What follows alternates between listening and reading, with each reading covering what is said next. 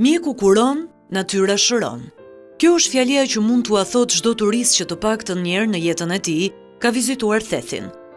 I vendosur në veri të Luginës së Shalës, mes Alpeve në veri të Shqipërisë, fshati që ndodhet 70 kilometra nga qyteti i Shkodrës e deri në 950 metra mbi nivelin e detit, është një ndër zonat më të veçanta për nga bukuria e natyrës. Për këtë arsye, turizmi në këtë luginë njeh që prej vitit 2006 një rritje të vazhdueshme, aq sa këtë verë, zonën e kanë vizituar 15.000 turistë. Pavlin dhe Vlora Polia e kanë shndruar shtëpinë e tyre karakteristike në një njësi akomodimi. Ata tregojnë se gjatë verës presin me qindra turistë, kryesisht çek, gjerman, austriak apo zvicerian. Ky lloj turizmi këtu te na është shembulli i mirë që të nishet edhe në pjesë tjera të Shqipërisë. Duke zgjedhur jetën e thjeshtë dhe ushqimin e shtëpisë me prodhime bio, familja Mulin nga Zvicra ka vendosur të qëndrojë në Theth për një javë.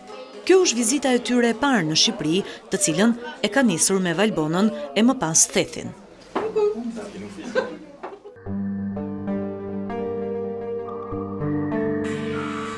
Resurset natyrore i dallon çdo turist, ndaj ambasada gjermane në Shqipëri, si dhe zyra e Giz në Tiranë, janë jo vetëm nismëtarët, por edhe donatorët kryesorë për zhvillimin e turizmit në Theth.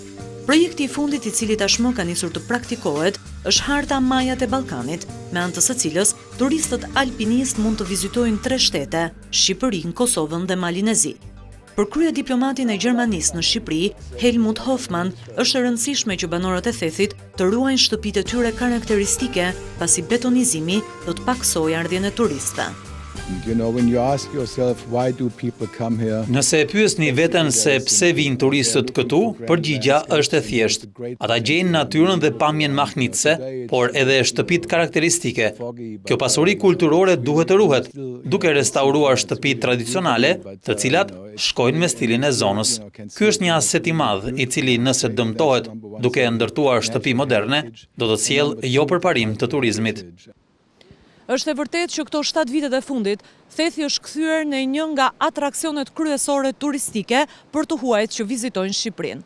Mirë po, përteksa i panorame mbreslënse dhe kur turistët e fundit largohen që këtu, jeta për banorët e vendit është mjaft e vështirë, sidomos kur fillon dimri.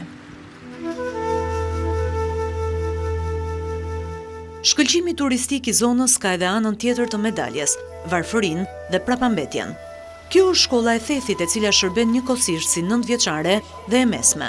Sot, ajo frekuentohet nga vetëm 15 nxënës, madje në një ditë si kjo me kohë të keqe, në klasa gjen vetëm 4 fëmijë të moshave të ndryshme që bëjnë mësim kolektiv në kushte të papërshtatshme. Vjen për ditë në shkollë? Po. Po kur është kohë e keqe? Jo. Nuk vjen. Jo. E ke shtëpinë larg që këtu? Një gjysore.